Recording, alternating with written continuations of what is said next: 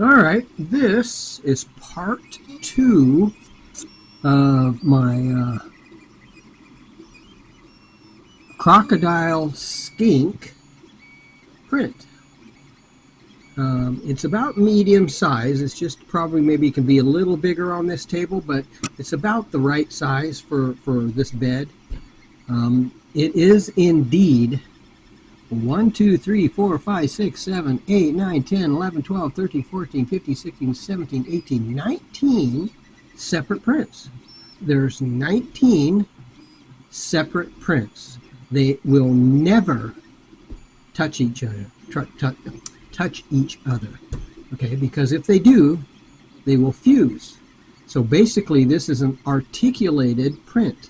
So each one of these sections will not actually touch each other the entire time it is printing.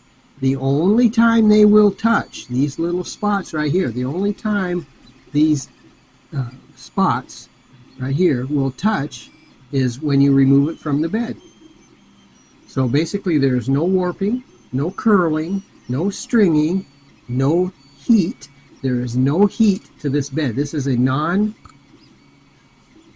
non-heated bed, okay? It is not sticky. There is nothing sticky about this bed at all, okay? So it doesn't need a sticky surface so the prints will stick, because that's what the hot filament does in the first place. So once you've trammed the bed properly and you start the print and it actually lays the filament down, it trowels it down, that first layer is what holds it to the bed. So heated filament troweled to the bed, creating the first layer, is the only thing holding these parts in place, and that's all it needs. So once it creates the second layer and third and fourth all the way up, that very first layer is what's holding this print to the bed. So as you can see, there's no Elmer's glue, there's nothing about the bed at all, there's no heat to the bed to enforce adhesion. So basically this is all that is required to print. And this is an articulated Crocodile Skink. So this is being held to the bed by physics. All right? So as long as physics is still active and the heat from the very first layer, the heat of that first layer caused this to stick to the bed. And it will stay there. Each piece will stay there until the print is finished. So this is the plastic extruder that is grabbing filament from right there, right over here, pulls it from the spool, pushes it, pulls and pushes the filament down the proper size Bowden tube, not the blue one. All right, so we have filament going down to the hot end. Now it's not heated, it's strictly the 1.7 millimeter right there filament. It's solid all the way down until it gets to the heated block down here. So it's solid up until it gets just to the tip of the nozzle. It has to touch the nozzle, the Bowden tube going into the I guess this little area right here, the block. It has to touch the nozzle. No gaps. If you have a gap, you'll have a problem. Okay? So basically that's it.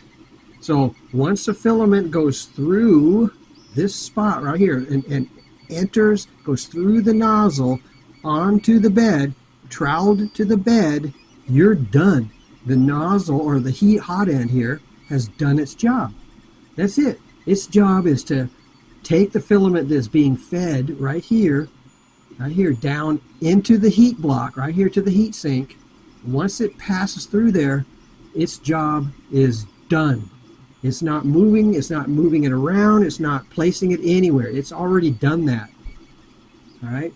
So this is what's being created right now from filament being grabbed from here, fed down here onto the bed. After it's done that, it's done. Its job has been completed. So that's all 3D printing is. It doesn't need this extra bullshit or crap around here to manipulate the filament or whatever the hell it does. It just needs to capture it from over there, pull it in through the extruder, the plastic extruder right there. That's all that's required. Through the Bowden tube, onto the bed. It's done. Move on and start another project. All right? So keep it simple. Keeps it printing. If you want to print, if you just want to print and not fiddle with your damn printer all the time, this is it. This is it. Right here. 1, 2, 3. That's it. All right. So it's a non-heated bed. I'll prove that right here. The set point is 0, non-heated. The nozzle is at 210. That's about right to soften the filament enough to adhere to the bed. That's it. These are the stock springs on here, not the yellow ones. There's no purpose for the yellow ones or chunks of rubber. There's no reason for it because these work. These springs have worked since I assembled the printer.